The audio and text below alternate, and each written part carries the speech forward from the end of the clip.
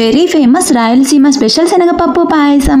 Hello everyone, ఈ రోజు వీడియోలో మన అమ్మలు అమ్మమ్మలు చేసే ఎంతో టేస్టీ అయినా హెల్దీ అయినా శనగపప్పు పాయసాన్ని మీ అందరితో షేర్ చేసుకుంటాను. ఇప్పటికి కూడా టెంపుల్స్ కి అట్లా వెళ్తే అలా ఫేమస్ టెంపుల్స్ లో మనకి స్వీటులో ఈ ప్రసాదాన్ని అయితే పెడుతూ ఉంటారు, శనగపప్పు పాయసాన్ని. శనగపప్పు పాయసం చేయడానికి ముందుగా పిడికినన్ని బియ్యాన్ని తీసుకుని 2 సార్లు వాష్ చేసుకుని ఒక గిన్నెలో 1/2 అవర్ ముందు నానబెట్టుకోవాలి. తర్వాత మీకు టైం ఉంటే 1/2 అవర్ శనగపప్పును కూడా నానబెట్టుకోండి. 2 సార్లు క్లీన్ చేసుకొని ప్రెషర్ కుక్కర్ లోకి వేసుకోండి. మీకు టైం ఉంటే నానబెట్టుకోండి, లేకుంటే డైరెక్ట్ గా కూడా వేసుకోవచ్చు. నేను ఇక్కడ 1.5 కప్పు దాకా శనగపప్పుని తీసుకున్నాను. మీకు ఎంత కావాలో అంత వేసుకోండి.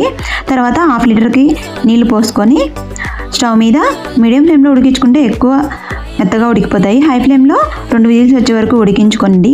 2 విజిల్స్ ఉడకలేదు, ప్రెషర్ అంతా పోయిన తర్వాత తీసి చూస్తే ఇంకా ఉడకలేదు. సో ఇంకా 5 నిమిషాల పాటు ఉడికించుకున్నాను. ఇక్కడ చూపిస్తున్నాను కదా, ఒకటి పట్టుకొని చూస్తే ఇలా మెత్తగా ఉడికించుకుంటే సరిపోతుంది. మళ్ళీ బెల్లం వేసిన తర్వాత ఇవి గట్టిగా తయారవుతాయి, అందుకోసమని ఈ విధంగా ఉడికించుకోవాలి. ఇలా ఉడికిపోయిన తర్వాత సిమ్లో పెట్టేసుకొని ఒక మిక్సీ జార్ తీసుకొని ముందుగా నానబెట్టుకున్న బియ్యాన్ని మనము మిక్సీ జార్లోకి వేసుకొని మరీ మెత్త పేస్ట్గా కాకుండా చేత్తో పట్టుకుంటే రవ్వలాగా కొద్ది వాటర్ వేసుకొని మిక్సీ పట్టుకోవాలి. మరీ ఎక్కువ వాటర్ వేయకూడదు.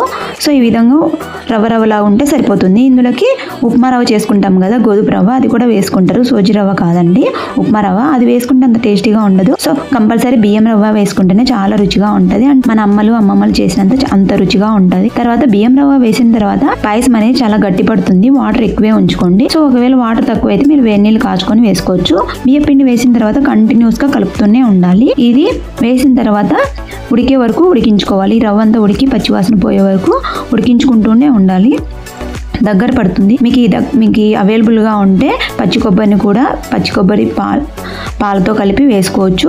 1.5 కప్పుకి 1.5 కప్పు దాకా బెల్లం వేసుకోవాలి. ఎందుకంటే మనము ఎక్స్ట్రా బియ్యం యాడ్ చేసాం కాబట్టి అందులోకి ఎక్స్ట్రా బెల్లం అనేది యాడ్ చేయాల్సిన అవసరం లేదు. రవ్వ ఉడికిన తర్వాత బెల్లం వేసి బెల్లం కరిగిపోయిన తర్వాత ఆఖరిలో దించే ముందు 2 ఇలాచీలను దంచుకొని వేసుకోండి. ఫ్లేవర్ చాలా బాగుంటుంది. ఇక్కడ నేను డ్రై ఫ్రూట్స్ నేతిలో వేసి వేసుకుంటున్నాను. మీకు నచ్చితే వేసుకోండి, లేకుంటే లేదు. ఇది పూర్తిగా ఆప్షనల్ మాత్రమే.